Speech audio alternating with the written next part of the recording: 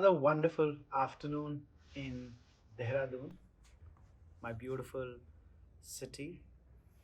We have spoken to Cambrianites from the forces. I don't think we've spoken to a doctor, and I think we have also not spoken to an author, right? So today's podcast, we're going to be talking about a combination of all three: a defense personnel, a medical practitioner who has now turned into an author, Air Vice Marshal Deepak Gaur, class of 1977. Uh, this podcast tells us wonderful stories that he tells us from the school days. He ticked almost all the boxes of a good boy. Um, and of course, as a family, during growing up, when parents would be asked, आपके बेटे क्या बनेंगे, तो parents बोलते थे एक doctor एक engineer. And this is exactly what the Gaur brothers did. Mr. Alok Gaur, the younger one, and Air Vice Marshal Deepak Gaur, sir. I feel it's a feel good podcast for aspiring doctors, Cambrianites who want to do really well in life. Sir, thank you very much for having me here in your beautiful garden in your house. It's a wonderful feeling always to be in Dehradun around the greens. So thank you very much for having me here. My pleasure, Sachin, and good to be with you. I've been thinking about this for some time. It's good that it's finally materialized on a nice sunny day. Yeah, sun is always a nice thing to have, especially in the winter time. Absolutely. Okay, I think first thing first, before I start, I would like to say congratulations in this book. Thank you. Yeah. So tell us initial response, how the books, I think it's been launched like a couple of months ago, or 1 month back? 1 month back. Okay. Yeah, 5th of December.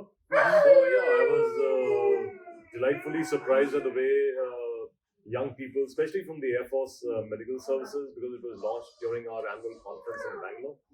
So we sold out whatever copies we had. My son and daughter-in-law were helping. They set up a stall. Any specific reason that you thought Bangalore would be the right place for the launch? Yes, I thought that we have this annual conference of our Indian Society of Aerospace Medicine. Oh, okay. And that is a nice place for such a launch, I thought, because there are a whole lot of doctors who converge onto Bangalore from all parts of the country, and we get to meet and greet each other. And I thought that, this is the ideal place. And the Vice Chief of Air Staff consented to release it on stage, so it was very pleasing. Brilliant. So wonderful book, white coats, blue skies. We'll talk more about the book in the latter part of the podcast, but let's straight dive in. And I think before I come to, so just give me a bit of idea. You've been in the services. How many cities and states across India you would have traveled and lived? That's a very tough question. Give us just names and comes. So pops up in your mind. I started my career in Dehradun, which was fortuitous. I've read that in the book. Yeah, and then I was in Thane near Bombay. And then we went to Hashimara in North Bengal. Came to Ambala. From Hashimara I went to Bangalore to do my came to Sarsawa, near Dehradun, helicopter station for a year. Then I got selected for my post-graduation, went to Bangalore, and within a year and a half I was in Ambala. Then from Ambala I went to Tezpur in Assam, and we went for staff college to Wellington, Ooty. Wellington. Came back to Ambala, and then a lot of tenures in the headquarters in Delhi. And my alma mater, where I did my MD from in Bangalore, the Institute of Aerospace Medicine, on staff there, and then had a tenure in Gandhinagar in Gujarat. Okay. I was about to ask, why not West? Yeah. You just said. Yeah.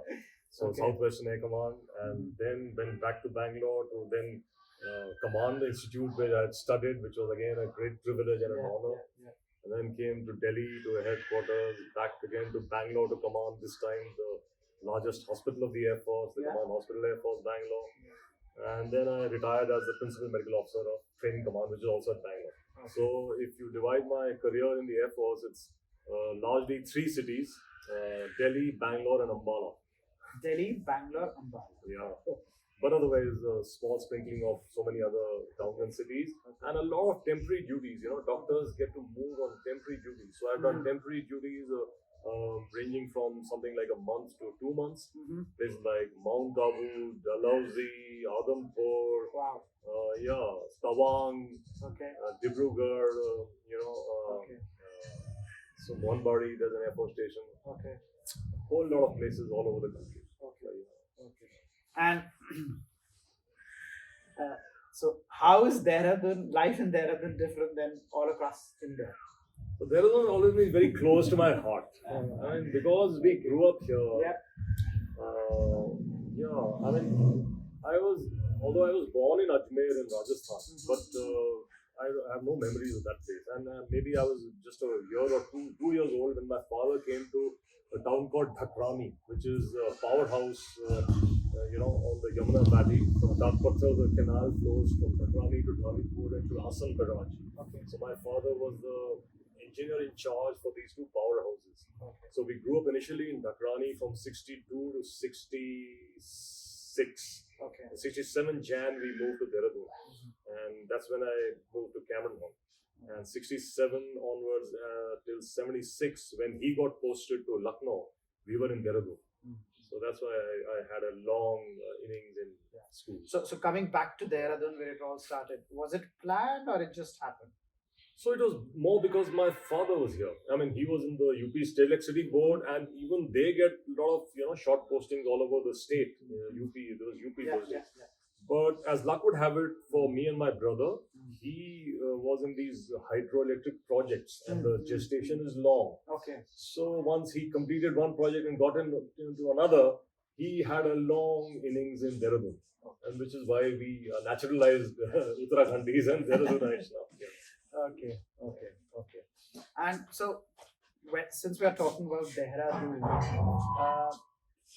tell us the first memory of you as a child. Just the first memory that you remember. Yeah. I'm sure it is Dehradun. Yeah. I have a very distinct memory of coming from Dhakrani, for that final permanent move of my father from Dhakrani to Dehradun. I have a very clear... Just put context to it. Yeah. What year are we talking about? We're talking of 67 January. Wow. Yeah. Okay. 1967 January. Very clear memory. We are coming in a jeep, and we come and stay in what was called an inspection house, because the house was not allotted to my father. And the first few days we were right where Yamuna Colony starts, and there was an inspection house, a 2-room suite where my dad stayed for a few days till we eventually got a house, and we moved from one house to another in Yamuna Colony. Okay. Yeah, like that. Okay. So when you just said Yamuna Colony, do you anything remember about the Tonga ride? Yeah. Yamuna Colony. From Yamuna Colony, initially, I think for maybe a year or maybe a year and a half, we used to go to school in a Tonga. So just you and your brother, Alok Senior, or were there more people? It almost, I think, if it was just 2 of you, it almost makes it like prince of some kingdom going to the Gurukul. Honestly, I don't really remember, but I think there were more. I think there were 5. It wasn't an exclusive ride. I think there were 5 or 6 of us in that Tonga from Yamuna Colony. Okay. But I may be mistaken. Because I don't really remember who exactly those other students or kids I'm sure you would be enjoying that, Oh, yes and no, because, we were a little apprehensive and maybe there were others, because my brother and I, we were the younger of the lot, I think, and we used to sit in the front with the, the chap who used to ride the Tonga. So Sachin, the thing about the Tonga was that as a child, perhaps it was a little more embarrassing rather than enjoyable, because we were the only ones who were coming in a Tonga, and other school children were in a school bus, and we were for that reason not too happy about it then. Okay. Now if I look at it, it almost sounds to me like a royalty. The chariot coming inside the school. Yes. You're almost getting down in front of your class, in front of your Absolutely. I friends? mean, there used to be this gravel pathway from the gate leading up. You're talking about the Joda block, right? Yes. So yeah, this gate next to the Joda block. The Tonga used to come in from there and come in right up till where the playground used to start. Okay. And he used to get off there. Okay. And then he used to go. And one day poor chap, he broke a window pane and he had to pay a princely fine of 2 rupees, which was for him a very challenging thing. Okay. But yes, those days I would say, all in all, we were just waiting and hoping that we'd go to school in a bus rather than a Tonga. Did that happen? Eventually it did, Okay. yes. Okay. Yeah. So you did graduate to the bus. yes. Okay. Okay. Now, since we're talking about the childhood, while I was reading about you, I got to know that your mum was a gold medalist in botany, Oh, yes. and your dad was an engineer That's correct. from IIT Roorkee. Yes, that's Yeah. true. So tell us more about your parents, please. Yes, so my father, like you said, IIT Roorkee, those days we called the University of Roorkee Yeah. before it became an IIT, but as prestigious because he used to be very proud of his having studied in Roorkee, and we as students and children were equally proud of our father having studied in Roorkee. And because it wasn't very far from Dehradun, we used to go there once in a while to the university, the campus, and it was so impressive. And my father used to narrate this one story about how Jawaharlal Nehru once wanted Roorkee to become a central university, just post-independence. Okay. Okay. And the chief minister of Roorkee was Chief Minister UP. UP was Govind Vallabh Pant. Uh-huh. And he said, Pant ji, ye Roorkee mere ko de do, isko I'll develop. He says, Nehru ji, this university, you mean you're asking for the jewel of my crown? I will never part with it. Okay. This will remain with UP. Okay. And okay. so, for whatever reason, Roorkee didn't prosper as much as she could have as a university, even in the earlier days. But Pantji was so proud of having Roorkee in UP, and eventually, of course, now it's become an IIT and doing so well. So, my father, he devoted his entire life to hydroelectricity. So, by whatever quirk of fate, initially he was in distribution, rural electrification in the eastern part of UP. I remember Mahoba, Mirzapur, all that area, he's electrified. And then he got posted to get these Dak Pathar, the powerhouses built. He was sent on a training to Yugoslavia, to Zagreb for 6 months, where he learned his skills on generators. And then he brought those generators to the new power stations that he was building. And they are still running after how many years? 66 it got commissioned. And 34 plus 24, that means about 58 years it's been, and they're still repaying over and over again their cost which has been invested. So he was very proud of his hydropower. He spent a long innings in Bhutan on deputation, and me and my brother are very proud of the way he created from scratch the Chukha Hill project, which was an Indo-Bhutan friendship project for electricity. Then he came and back to Dehradun, and he set up the Tehri Hydro Development Corporation. He was the initial director who set up the THDC, got it registered in Delhi, and started the offices from scratch. And he was their first director technical. He was. We have a photograph of his where he's doing a puja, where the Ganga, the first coffer dam, is being built before the main dam of the TE project, where he's offering his prayers to Ma Ganga before diverting her flow. And so we have immense pride in what my father did, and he had this great national feeling that what I am doing is what I want to do for my country. That kind of a feeling. So I think my brother and I, we inherited that, that passion that you have to do something for your nation. Lovely. We got it through. And my mother, she, of course, never got an opportunity to work really other than the home. But like you said, she was a gold medalist from her university in MSc Botany from Jodhpur. And she was selected by for a United Nations research program. Wow. But those days were what they were, and my grandfather sort of persuaded her or sort of dissuaded her from doing that. And so she looked after our home, and she done a super job. And So, while I was talking to your brother, Mr. Alok Gaur, so I was telling him as well, it almost sounds like a template. In India, you ask me, but आपके दो बेटे हैं, बड़े होकर क्या बनेंगे? बोलेंगे doctor, engineer. तो एक इंजीनियर, एक doctor. Yeah, and also coincidence that mom was in the biology, and dad was an engineer. So it's just picture perfect kind of a thing. Wonderful. So I know it's a stupid question to ask, but how are you as a student in Cambrian Hall? Yeah. So I think I was a pretty decent student in Cambrian Hall. The first time I stood first in class was in class 6. I remember very clearly. Class 6. Yeah, class 6 in the half yearlies. My dear friend Sudeep Bose, he was in the other section. In class 5, we had been together. Okay. And he, as soon as I reached school, when the results were to be announced, Sudeep came very excited. Deepak, you are first in your section, I am first in mine. Wow. And, wow, that was a great feeling. Okay. And how many sections were there around that time? Those days in class 6, there were 3.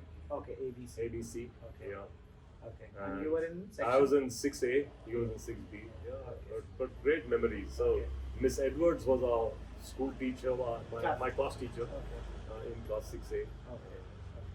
She was old but very spirited.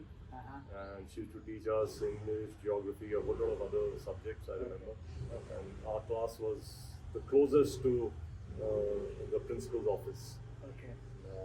Where you were having the meeting the other day. Okay. The class adjacent to that.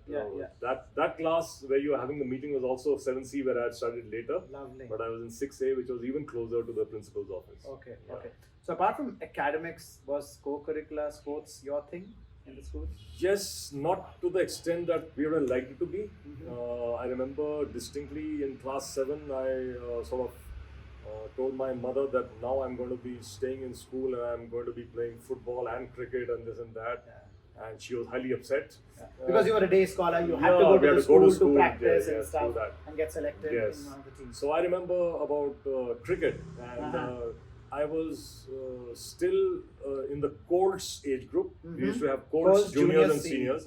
And I was not making the Jodha House Colts team for cricket. So I was waiting outside, if I get a chance. Okay. When Kirti Gurung, who was the junior Jodha House captain, he came and says, "Oh, I'm running short. I want 2 guys." So I went and joined the juniors. That was your moment. I went and joined the juniors. Okay. And that day I took 2 splendid catches. Lovely. And Kirti lifted me up in his arms. Yeah, so I have this memory of it would have been inter-house. Inter-house cricket. Yes, inter-house cricket. Okay. And I remember facing my class fellow from Mannering House, Anand Singh Rawat, who was a fast bowler, and I was quite scared of the ball whizzing past me. But so where would you play cricket? Inside or the out? What ground? This particular match which I'm talking about, the juniors, was now where the football field is. Okay, so the outside. Yeah, just okay. outside. The courts were playing inside. Okay, fair enough. Yeah, and the juniors were playing outside. Seniors were playing perhaps where the golf course is. Okay. And co-curricular, you said, so we were in the dramatics, and that Mrs. Guha and Mrs. Gideon used to involve me in acting. Ma'am Gideon, English teacher. Yes.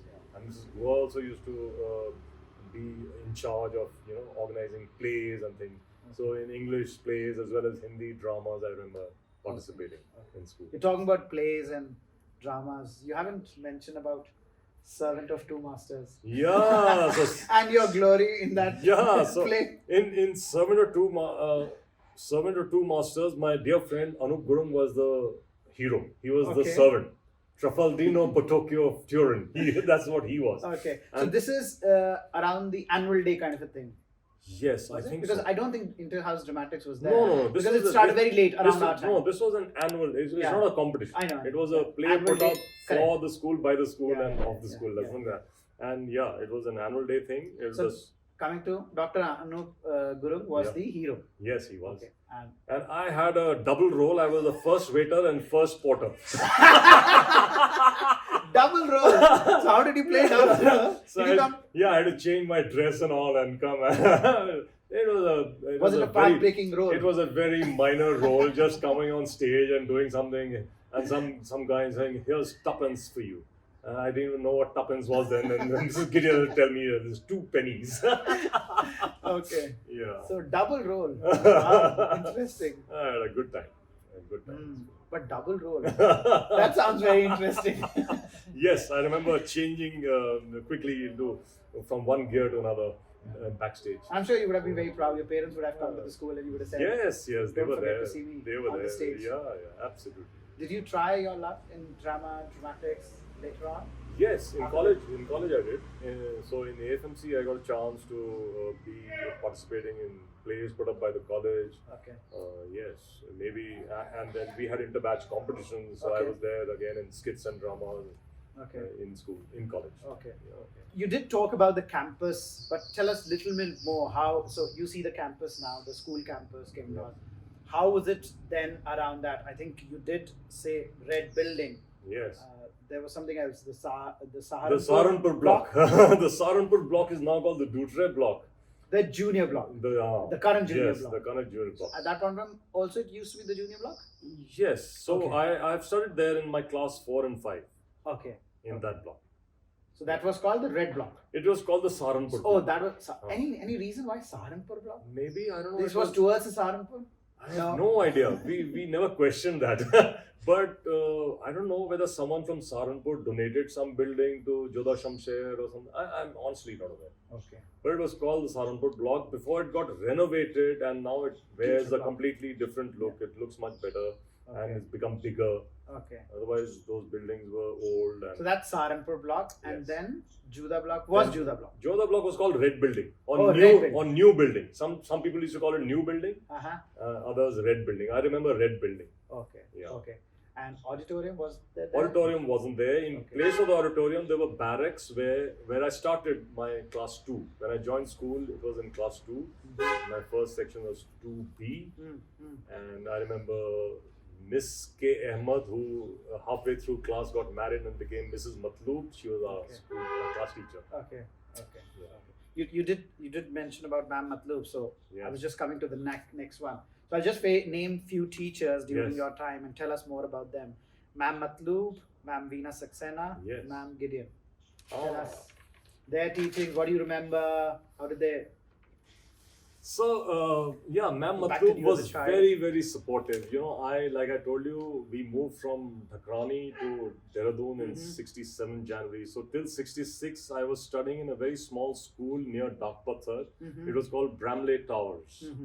It was run by one. What class are we saying? We are saying class 1 and 2. Okay. So I had completed class 2 in Bramley Towers, but I was very young. So Mr. Powell, who was the principal there, spoke to Mr. Dutre and said, let this fellow repeat class 2 in Cambrian Hall, which I did. But even then I was very, very intimidated by the size of the classes and the number of students, and it was till senior Cambridge already. I used to be very scared. And Mrs. Matloob was extremely supportive. And one of my most embarrassing moments in school was, it was winters when I peed in my pants in class. At least twice. Okay. And when the PTA meeting happened, Mrs. Matloob told my parents that this boy, this is what he's doing. And they were aghast.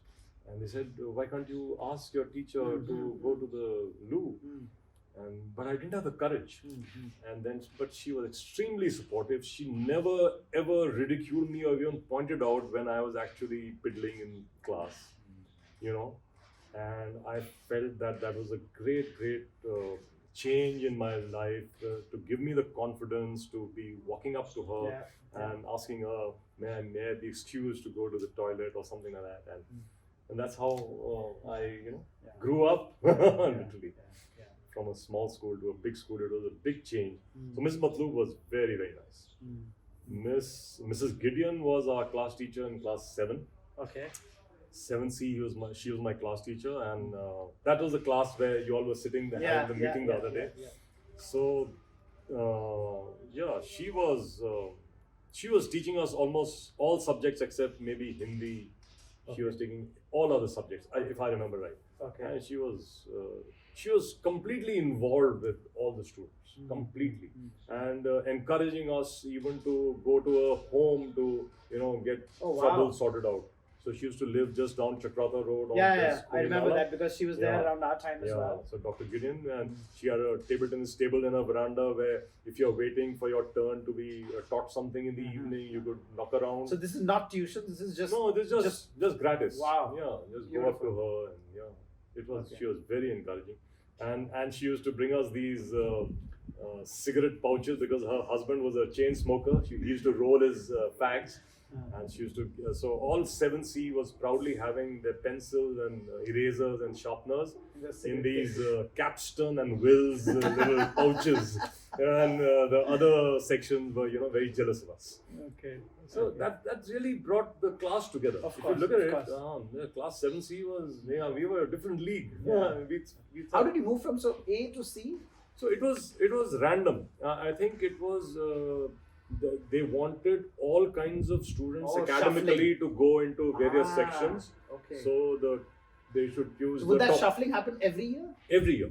Oh wow, interesting. Every year. But that also means that you're disturbing that if you have friends or. So you got mixed and matched. Okay. It was like that. Okay. So class 2B, 3A, 4A, 5A, 6A, 7C, 8A, 9A, 10A. Like that for me. Okay. For just random. Okay. I don't think there's any method in that. Okay. Or maybe they had the first guy to A, then second to B, third to C, like that. Something like that. Yeah. So they're evenly spread out. Yeah. But we had a great time. Yeah. And then Auntie Saxena, we used to call them Auntie. Yeah, I've heard that. Yeah.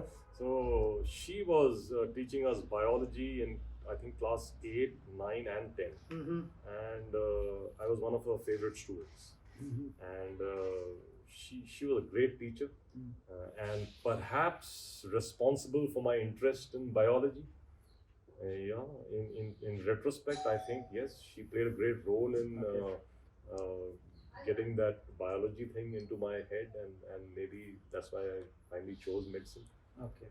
The seed of medicine, who really put into my mind? There was one Colonel Puri of the AMC who was working with my father in the Doon Valley Officers Cooperative Housing Society where Vasant Vihar was born. Mm-hmm. And he used to come to attend meetings with my father, and maybe he also sort of gave me the idea that there's a college called Armed Forces Medical College, otherwise I was not knowing. So maybe all these things, but Auntie Saxena also definitely played a big part in in making me choose the biology stream. Okay. We've spoken about the teachers that you had at Cambrian Hall. Let's talk a bit about your friends that you made at Cambrian Hall. Dr. Anup Gurung, Mr. Sanjeev Jog.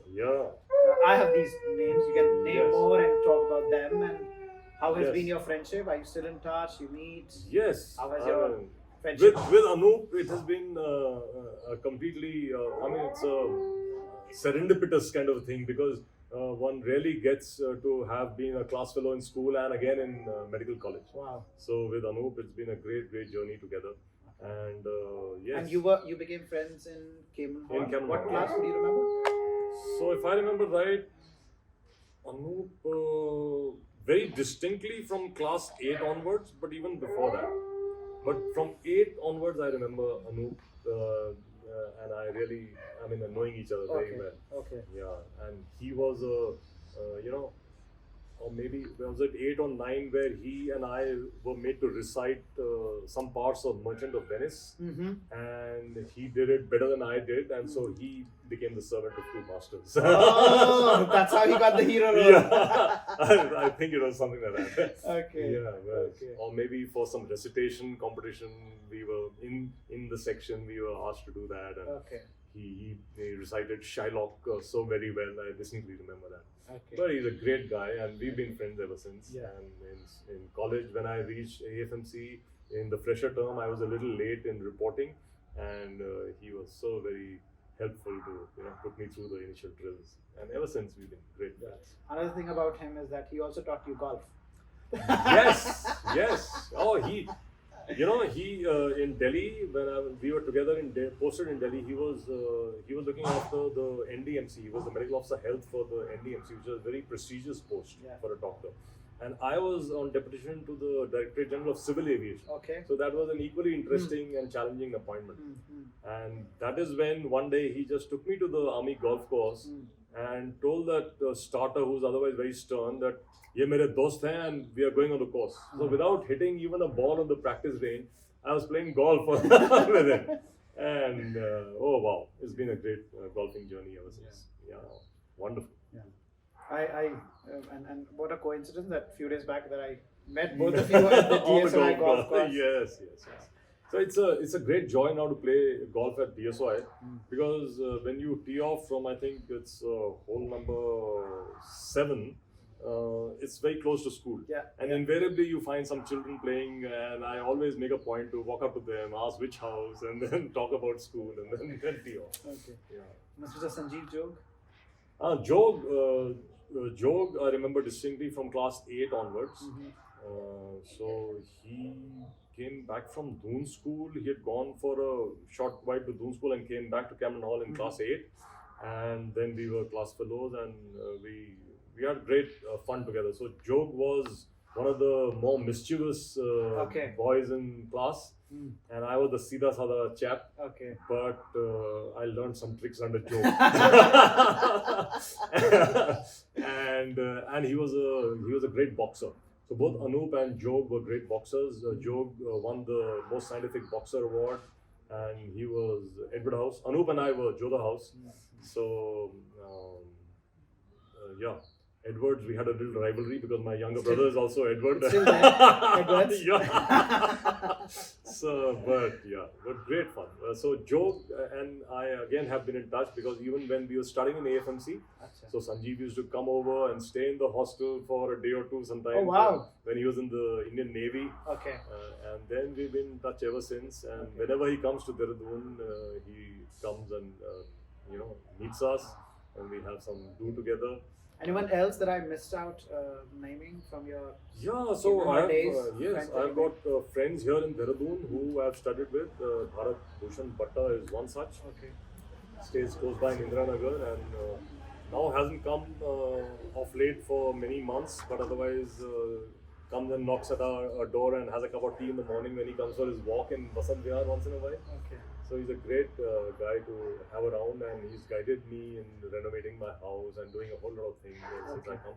So Cambrianites have been very helpful and supportive. Ma'am Matloob is another one.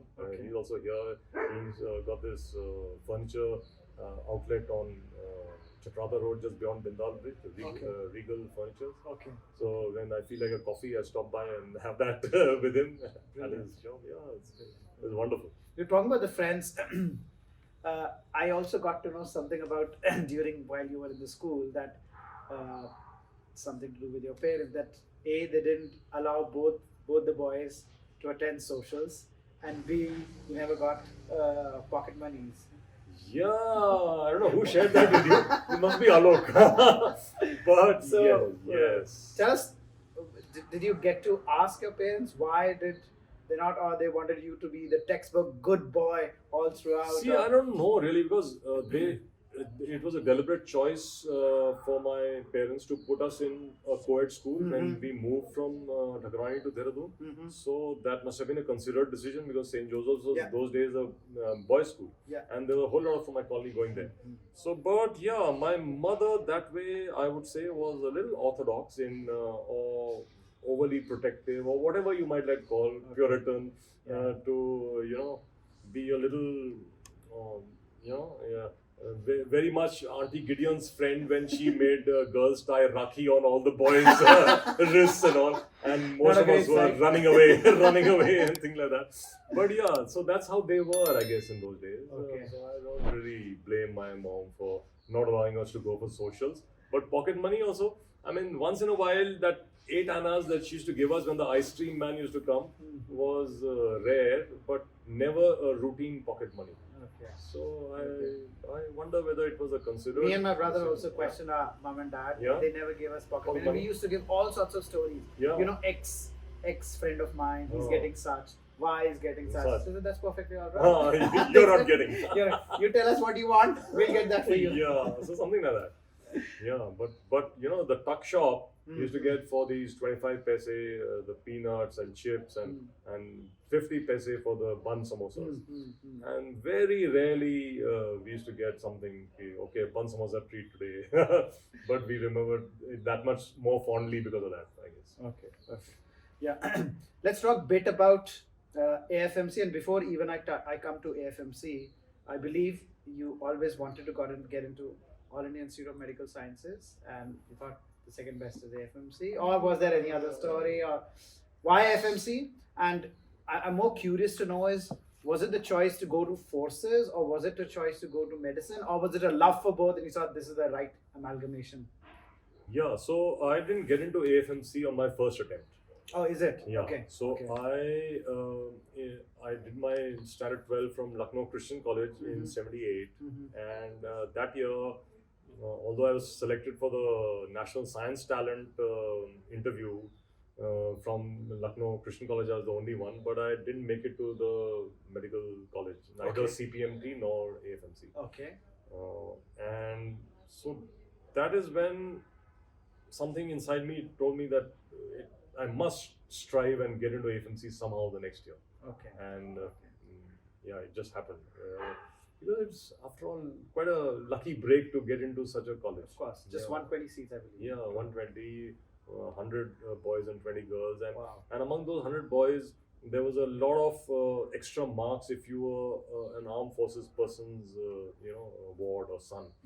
Then that fetched you 5 marks extra, which is hell of a lot. Yeah, correct. So in our batches those days, mostly if you're just competing for the 100 in our seats. batches those days, there were a whole lot of good students, but who were from Fauji backgrounds, whereas we were not. I was not.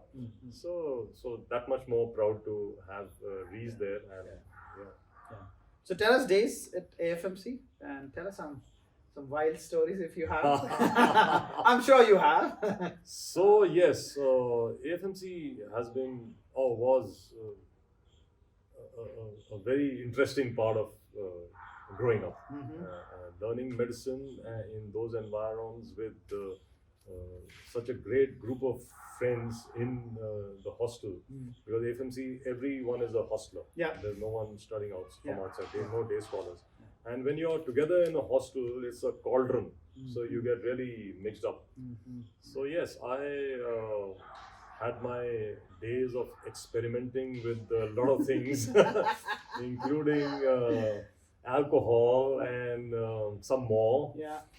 Starting from my 6th term in AFMC, which means till about 2.5 years, I was as straight as a boy could be. And then there were friends who introduced me to various interesting means of escapism and adventure, and I enjoyed every bit. I'm happy that I went through everything and then chose to get back to where I am. But yeah, there were definitely when you grow up in a medical college like that, there are all kinds of interesting things happening. So suddenly you're talking about the adventure at AFMC. So how dramatic or how big a change was it for you from a school life, largely Cambrian Hall, which was such a reputed school and is, to AFMC now? So how was the transition and how did you take that up? How changed? Because you're talking about some adventure at school. You ticked most of the boxes of being a good boy. So it was like the weight coming off the pressure cooker. You suddenly you are released. Okay. And now you're on your own. Correct. So so that's how the rebellion starts.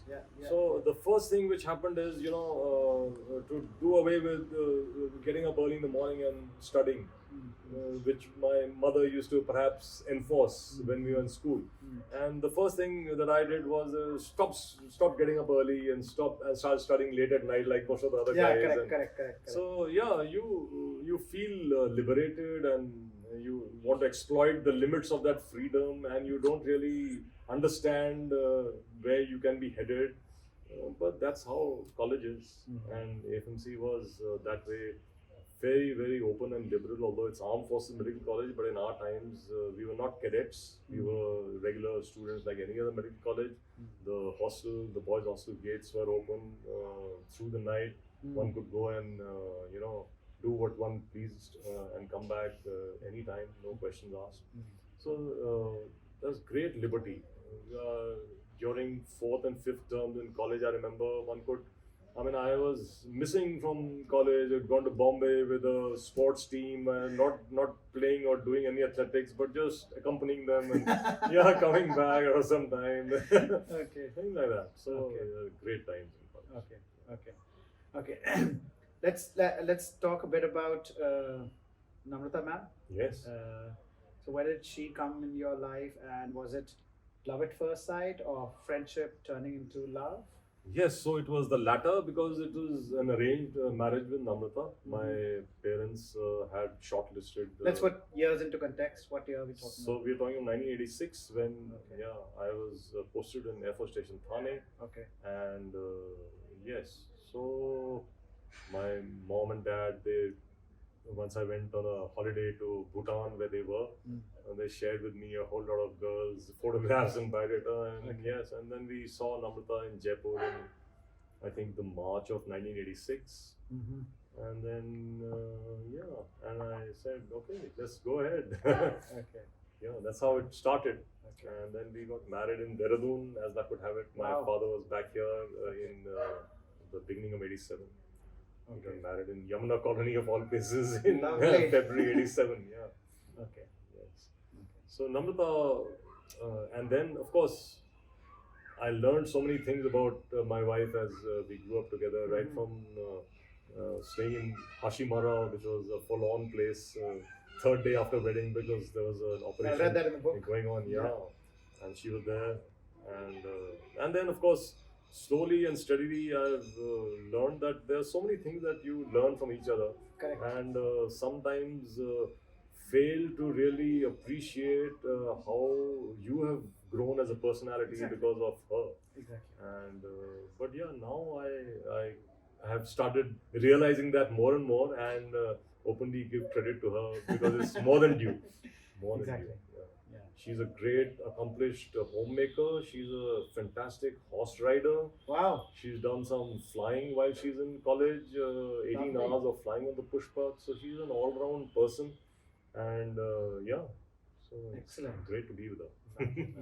I think so it's the right time to talk about your book. Okay. I've read the book. It's wonderful. It's very interesting. I told you off the camera. I think it seemed as an author you had a lot more to tell, but I think you were conscious with readers' time and their mind space. So that's my only, how do I say, as a reader, I thought I should get more. That's my initial feedback to the book. I like that because then I have achieved what I wanted. Because I wanted the reader to ask for more and not get it, and leave him with a little needing for more. So I would like all the listeners to actually, Cambrianites, please grab the copy. White coats, blue skies. And how can people get this? So you can get it from the publishers direct or from Amazon. Okay. Or Flipkart. White Falcon Publishing. Yeah. From Flipkart or Amazon. Yeah. And in case you need any help, please contact us. We'll be able to very happily give you the links for it. It's a wonderful book. I've read it. So I'm going to touch not everything, but I think just few things that I really liked about the book, few chapters from it. And the initial bit, I think, which made me smile a lot, were your internship days and you coming back to Dehradun. Yes. Tell us about that aspect of your life, and because I can understand you're becoming a young professional, just getting into the profession. Correct. And you're suddenly sent to a place which is the best comfort place for you. MH Dehradun. The city is the comfort. MH, of course, you've never been. Yes. So tell us about that chapter, little bit about that. Yes, so it's one of my favorite chapters, the first one. The most favorite being the second one. So when you pass out of AFMC, at least in our days, one always had a choice to choose two things: the service, Air Force, Army, or Navy, or and also the place where you would like to do your internship. Okay. So for me, I was lucky. I got both my first choices. I wanted Air Force and I wanted MS Dehradun, and I got both. Lovely. It's not that I topped, and so I got it. It is merit cum choice, but I was lucky in the sense that I think I was 9th overall in the permanent commission merit. Okay. But no one above me, just one person above me had asked for Air Force, Daljit, who eventually became our DG FMS. Wow. And no one else had asked for Dehradun. And there were 5 vacancies. So I was the first to get selected for Dehradun. So I was that way very blessed to come to a place of my choice. And like you rightly said, I had no idea about MS Dehradun, but internship is such a great time of a doctor's life, professional life. You are learning practical aspects of patient care in the OPDs and the wards and the ICUs and the OTs. And you start, actually intern means you are interned. That means you are imprisoned. Okay. That's how the word is derived. You know, your intern means actually you're imprisoned. But it's anything but imprisoned for interns these days, even in our days. So we had the best of both worlds, in the sense we had a lot of good hard work, practical learning in the hospital, and opportunity to socialize and enjoy ourselves with the salary coming in for the first time, and you're having money to spend on yourself. Yeah. You mentioned socialize, although you have slightly touched, but tell us about the social life during those days. Where would you socialize? Out? So we had some really good times in internship, primarily because Dehradun is a place where people are fond of Fauji's. Yeah.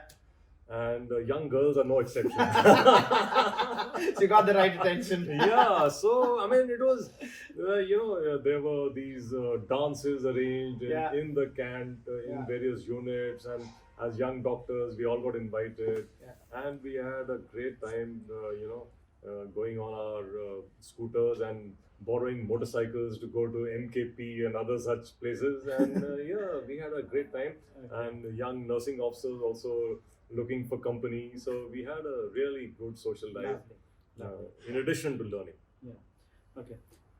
Okay. So I'm coming to this chapter 5, which seemed very interesting to me, and I'm just reading exactly from the book. It says, I've had terrible road journeys with a lot of nausea and vomiting since I was a child. My love for mountains, including our decision to finally settle down in good old Dehradun. It was no surprise then I was bestowed with a very dubious distinction, that of puking on board almost all types of IAF aircraft I flew in. Yes, that's correct. Tell us. Yeah, I mean, now I'm just trying to imagine. Yeah, I mean, I am very sensitive, what we call vestibular apparatus. So whether it's my otolith organs or something in the inner ear which is very sensitive, which makes me prone to motion sickness.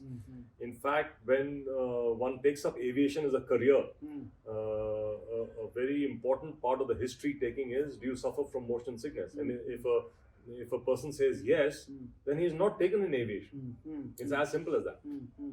So, but here I was, and choosing aerospace medicine as a career, getting an opportunity to and wanting to fly in all kinds of aircraft. But that's how it was. I used to carry my polythene bag in my overall pocket. Wow. And as and when I needed to empty my stomach contents, I just did that. But like I said in the book, I never let that come in the way of flying experience. And whenever I got a chance, I flew. And I keep encouraging young doctors in the Air Force to take. Why I touched upon this is that you've reached the stature in your life professionally and otherwise in medicine as well. But to touch upon your vulnerability and talking about it, I think it encourages a whole lot of generation and the people who are going to read this book. And I found it that you've taken a lot of courage to talk about it. And I think it's wonderful. Although I was smiling, I said, what a contrast this is. Yes. But see, it's, unless you acknowledge your, vulnerabilities or your embarrassing moments, you can never get rid of them. You can never, rise above them. So I think it's very important for all of us to acknowledge them. I mean, I distinctly remember two incidents, one in school and one in college. Okay. So in school, I was chosen from the class to recite a poem in the annual recitation competition. Okay. What year are we talking? What class are we I talking? think this is, class maybe 8. Okay. Or maybe Ma'am Gideon. 7 or 8. 7. Ma'am Gideon was 7. I think this maybe 6 or 7 or 8. I'm not very sure. Okay, no problem. But I remember the title of the poem was "For Whom the Bell Tolls." Okay. Toll for the brave who are not no more. That's how it began. And once I went up on stage, I was so conscious for some reason. Not that I had not done recitation earlier, but that year, that particular day, I was like mesmerized. And after telling the audience about the title of the poem and the author, I just froze. Oh wow.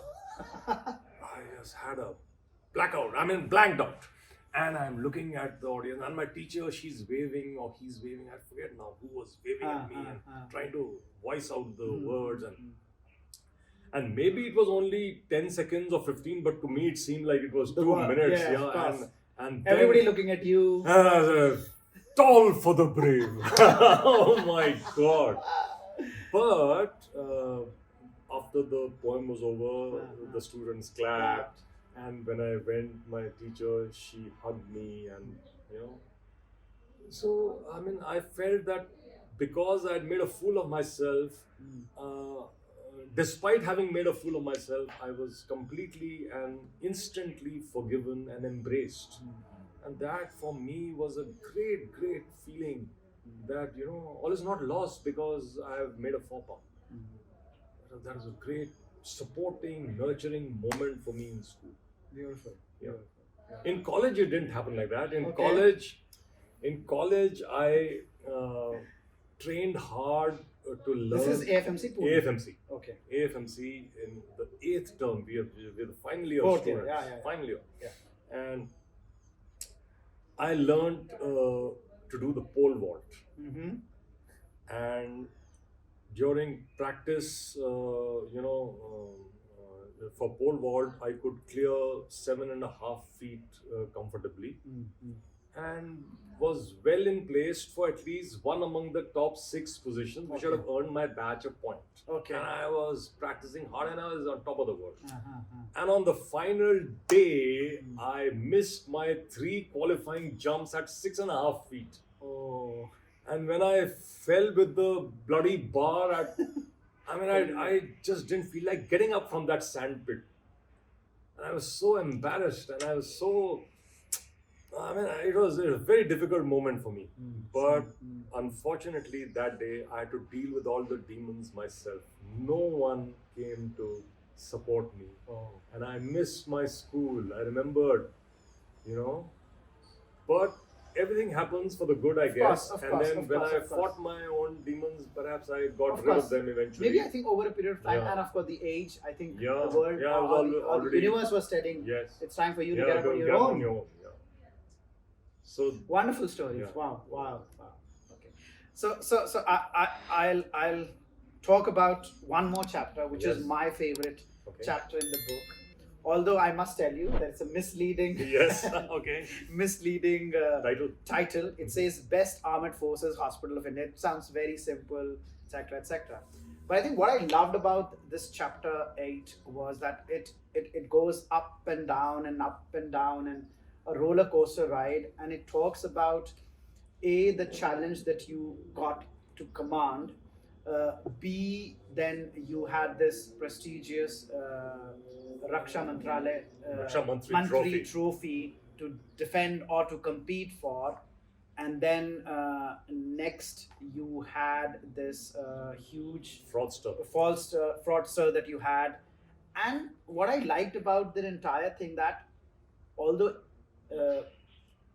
you could have actually followed the mandate, which was to also punish the subordinates or the officers, supervisors involved into it, but your conscious or your own findings or your belief system did not allow it. So that's a beautiful leadership that I saw in that aspect.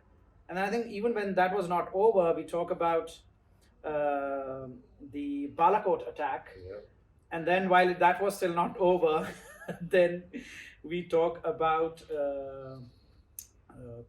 COVID. Yes. I think there is Yes. COVID as well. So it's a wonderful chapter, I must say, and I want to read few things which I liked at the CHAF. Yes, the Command Hospital Air Force. Yeah, were overjoyed when the results were announced and we were declared winners of the coveted Raksha Mantri trophy for the best armored forces hospital in the country. Again, in the same thing, what I liked is you writing the runner-up were Command Hospital Lucknow, commanded by my dear friend Major General Vivek Sharma Akka Bhalu. Yes. It was a special privilege to be alongside my friend to receive our trophies for the Raksha Mantri. The photographs of the two of us beaming while holding the trophies proudly adorn my home today. So you're not just happy about that you had won the trophy, but also your fellow friend winning the. Oh, he's a very dear friend. Major General Vivek Sharma is a very dear friend of mine, and he's chosen because of us, perhaps, to settle in Dehradun. Oh wow! So yes, lovely. But tell us about this disciplinary, the forgery that happened, and why did you take that stand against all the odds, and you had to go out of your way, or? Yeah. I also read somewhere where he says that you couldn't sleep the entire night. Yes. And your conscience didn't allow, and then you took advice from your dad. Yeah.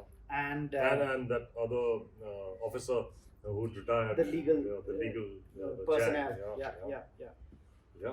I'll read this. Yes. I like this. This episode really tested my resolve to lead the unit in a morally upright manner and in a way where I could stand up for my officers and men when it mattered. I confess that it was not easy, and I had to muster courage that I was frankly not aware I possessed. I talked to my father about the sleepless nights once, and he encouraged me to do what is right, and for which I was convinced from the heart that the IAF did not agree with my line of thought was acceptable to me. I was looking at things from the perspective of my unit, quote unquote, whereas they were looking at the ramifications for the service at large. Yeah, sir, please tell us. So, not just courage while I was actually doing what I did, but it took a lot of courage for me to include this in my book. I mean, I really thought long and hard whether I should bring this episode in the book at all, because it did leave, at least for some time, a little unpleasant taste in my mouth about the service. You know, it happens. You are fighting a battle for your unit, for your hospital, and everyone seems to be ganged up against you in what you believe is right. So whether this part needed to be brought out in the open like I eventually have in the book, I thought about it, and I thought that yes, it does, because people need to learn, young people as well as old need to learn, and we all need to grow, and why shouldn't I share? Eventually that did come in my mind, and then I chose to write it down. Amongst all the chapters, this one filled me with a little trepidation, in the sense that I was not sure as to how everyone who's serving today would take it, and I still don't know, because it's early days. The book hasn't been read by most in the Air Force or the Armed Forces yet, but now I really don't care. That's a nice way to put it. Yeah, and yeah, it's okay. I mean, my daughter, just like you, she has found this part to be the most interesting and to her mind, the best part of the book. Yeah, same me. Not so much to me. I find the first few chapters where I'm talking about my gurus as the most enjoyable chapters, which I found fun to write about. Yeah. Those are fun, light moments. Yes. Of course, I was able to relate with them. You're talking about the Yes. school, you're talking about the city, you're talking Yes. about your early days with Namrata Yeah. Ma'am, etc., etc. So I think, of course, not taking Yeah, away many that. uninspiring seniors. Like, I don't know whether you remember wonderful Yes. Vinko Vatve, Yes, that yes, chapter. correct. How what a great Yes. man he was, and, Yeah. and how I was lucky to have been in my early days under such people, Yeah. which perhaps contributes to how you eventually shape up and service yourself. So wonderful book. Again, I would strongly recommend everyone to please grab a copy. It's a wonderful. It's a not too. I think it won't take more than a couple of days if you are reading at a stretch. So it's a wonderful book. Okay, I think we are almost coming towards the end of our Right, discussion. But before I let you go, there are a few other things that I quickly would like to know from you. I know you're a defense personnel, you are a clinician, now you're an author, and we also know secretly that you're a singer, right? So amongst four of these things, which is the one that you enjoy the most? That's very tough, very tough one. Singing comes so naturally because I've never really learned it. It just comes naturally to me, and the ability to sing a song, and after listening to it for a couple of times, I can sing a song, and I enjoy it. So it's enjoyable while I'm on stage. I love the audience response, and everyone performing arts is like that. You need a little feedback to keep you going, and I love it. But I think the most rewarding, deeply rewarding, is the profession. And that means, as a medical person, to see a patient and to be able to bring a smile on the patient's or the next of kin's face, that is the most rewarding part of the medical profession, and that remains a very, very deep connect with the patients. So that is that. And even these youngsters who come to become pilots, when I spend time with them and their parents about talking about aviation, because I'm the first point of contact when they're trying to get into aviation, I find that is very, very nice and enjoyable. Okay, lovely.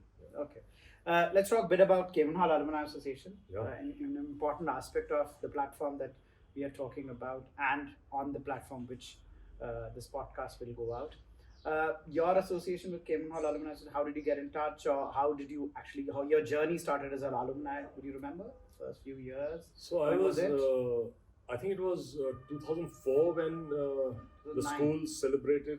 2004 when it celebrated its Golden Jubilee. Yeah, and my brother and I, Alok and I, we came and attended it. Okay. And it was good to be back in school after so many years. Okay. So it was an invitation from the school, if I remember right. Okay. Yes. Okay. And yes, or we just came to know from where, I don't know, but we came here and it was very well organized, and we met so many of our old friends and teachers those days. Okay. Because in 2004 there was still a whole lot of teachers who one could. And even when I came for my internship to MS Dehradun, I used to make it a point to come to Cambrian Hall at any pretext. This is 86. 84. 84. 83, 84. I used to come to school and meet the teachers. I wouldn't have got into this school. And it used to be a great joy, even then. So coming to the alumni, then maybe about, when was it? 2019 when I became a life member, and 9 I attended, and then I mean, see, all of us who've been in school in those years when the school was in its heydays have this feeling that we need to give something back to the school to bring it back to its glory. Yeah, agree. And I mean, I'm so fortunate that I've now come to Dehradun, where I can and meaningfully should be able to do something for the school. I feel like interacting more with the teachers, with the students, and making it happen. I see that the alumni over the last 3 years that I've been here in Dehradun, they've been working so passionately to make things happen, for the alumni to get together, the kind of annual events that you all are hosting. It really is something great that you all are doing. So I want to be a part of it. Lovely, Yeah. lovely. Any advice that you would have for the young budding Cambrianites who want to get into the profession of medicine and watching the podcast? Yeah, I mean, if you're wanting to join either the armed forces in whatever capacity or the profession of medicine, both these places, I mean, I've been fortunate that I've served both together. They're going to have a swell time in their careers and their lives, because this is a service that they're choosing. Whether it be the military service or the medical service, it's a service. And any service is giving you an opportunity to do something above and beyond your individual self. And that itself is a great, rewarding feeling. So you're going to get some peculiar pleasures which are denied by other, narrower professions or careers. That's why it's called a service. The services, or the medical service, even legal service for that matter. Correct. Yeah. So if you choose any of these services, young boys and girls, I'm sure you're going to have a great, memorable time ahead, because I keep telling my children that I could live this life over and over again, the one which I have already spent in the Air Force and in the medical profession, and I have no regrets whatsoever. No. Okay, so I have quickly got some pictures of yours from the past. I would like you to have a look at them and tell us, what does it remember you? This is my brother Alok and I, and this must have been in Dhakrani, because we must be something like 4 and 3 or 4.5 and 3.5 years old, and these shirts are embroidered, I think, by my mother. And Alok, my younger brother, is the one with the higher IQ amongst the two of us. Okay. You can see that in his big bright eyes, and I am trying to squint into the camera to Okay. Yeah. Okay.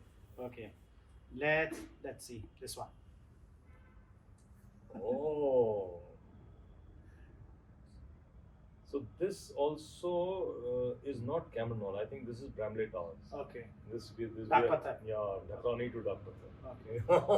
So you remember which school, which class are you? So Bramley Towers class 2.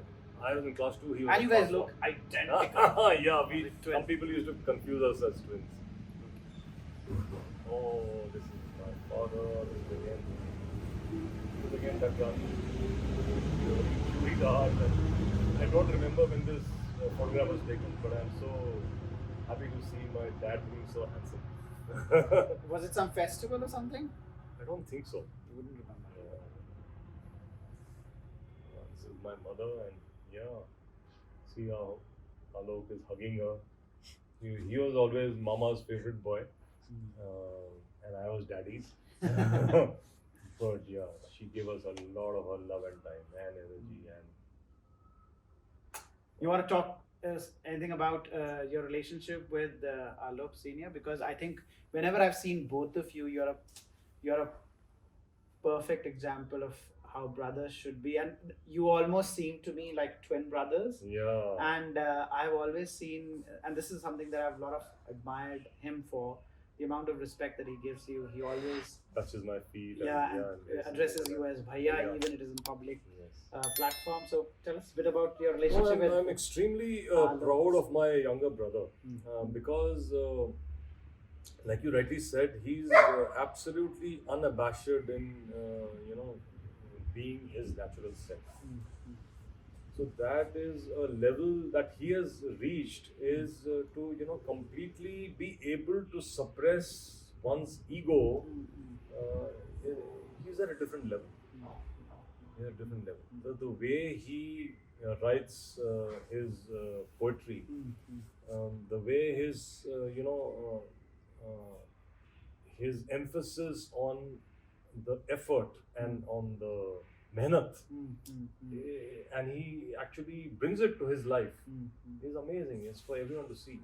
So, I mean, he's in a different league, if you ask me. While we're talking about him, there's one more. Oh, this is one of the alumni meets, and this is where we got this tie from. Okay. And this is, I think, one of the buses which. Yeah. 2009. This is one of the buses which used to get us from Yamuna Colony to school. Yeah. Those days it was painted brown, and now it's in these. Yeah. It was put up in the. But I know it could be a great possession for you because graduating from Tonga to bus. Yeah, it was. It was. We used to be delighted when we were in the bus. Yeah.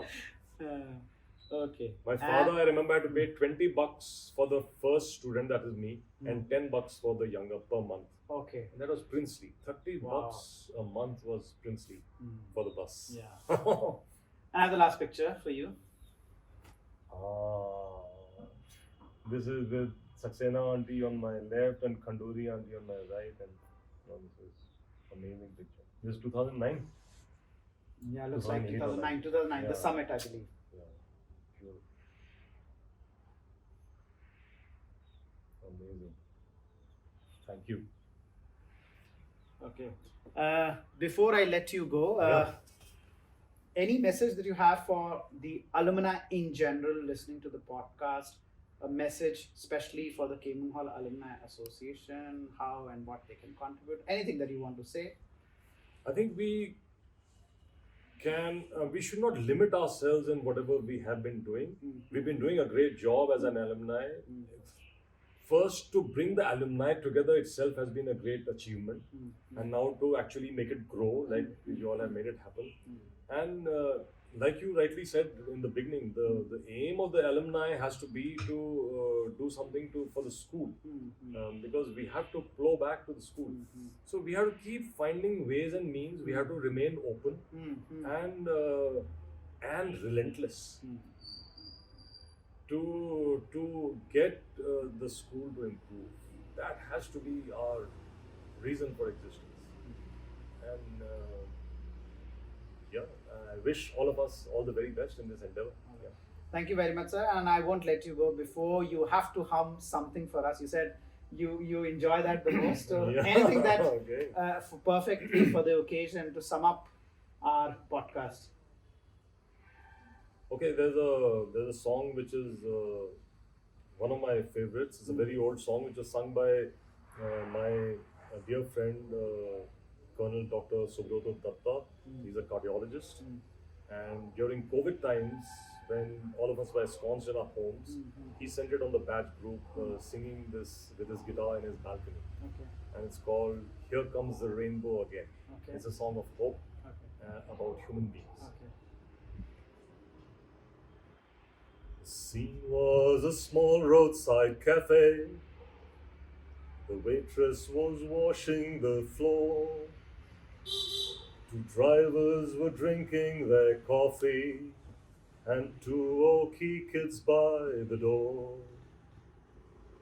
How much for them candies, they asked her.